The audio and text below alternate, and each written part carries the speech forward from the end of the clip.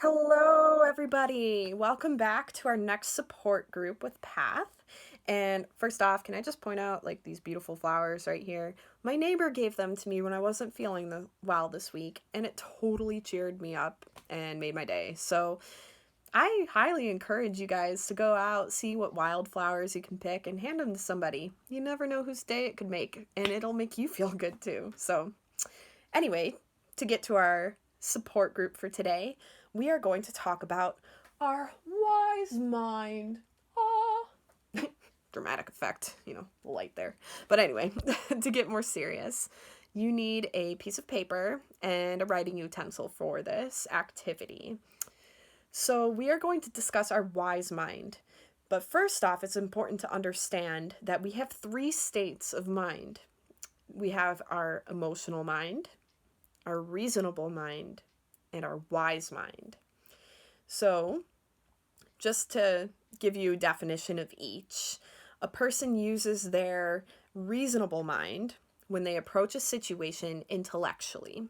So they plan and make decisions based off of fact, verifiable fact. So this mind you use for it's good for analyzing, controlling a situation, being grounded, planning, learning, organizing. All of that happens in your reasonable mind. So it feels slower here, maybe more paced and controlled and mechanical.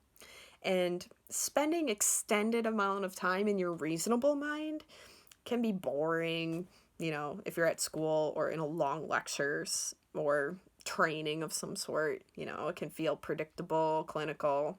It reduces your choices, right?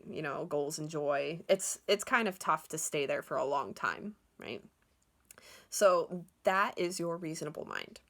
On the flip side, you have your emotional mind, right? So the emotional mind is used when feelings control a person's thoughts and behaviors, right? So these people might act impulsively with little regard for consequences. So this is your emotional mind is good. It can be good for, that's where your passion, creativity, motivation, spontaneity, and feelings of empathy, like being able to relate to other people and connect on a human level, all of that's on the emotional mind, right? It can feel exhilarating, but it can also feel unstable, intense, and reactive at times. So it's important, to realize that as well. And staying in the emotional mind can also be exhausting. You might feel like you're drowning with nothing to hold on to. It can be erratic, chaotic, unstable, unreliable, and unpredictable. So that is our emotional mind. And last, but certainly not least, is our wise mind. um, the wise mind refers to a nice balance between the emotional mind and the reasonable mind.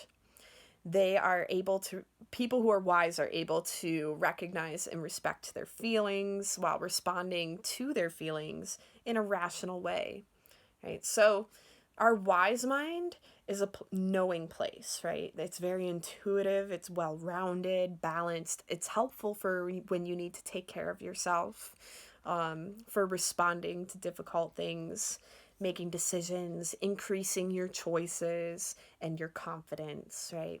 And so the wise mind can be a little bit more difficult to grasp, right? It's the integration of the other two.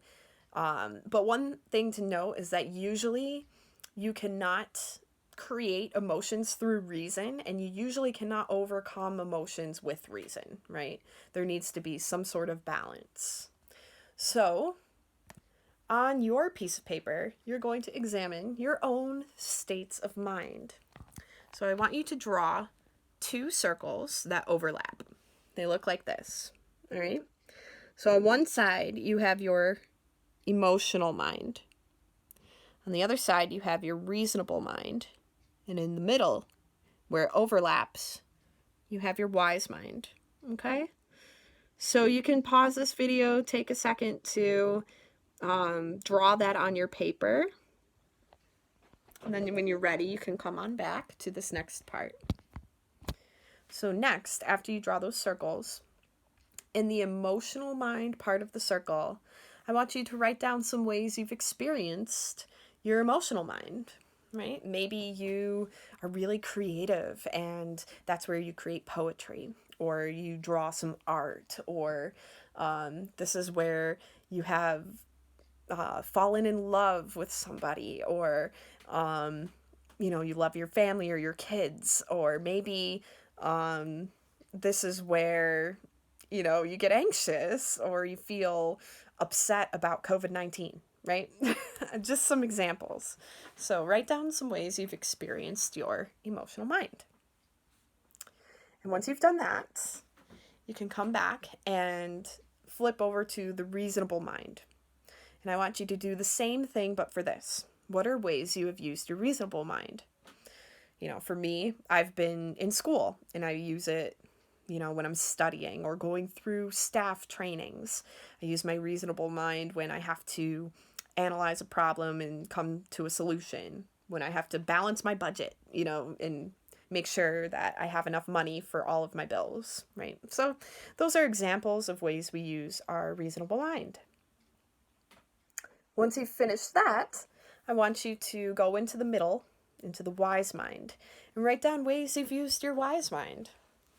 For example, I use my wise mind when I consider the consequences of my actions and try to make the best decision that's the right decision, right? So it might mean doing some research on the pros and cons of each action I try and take and come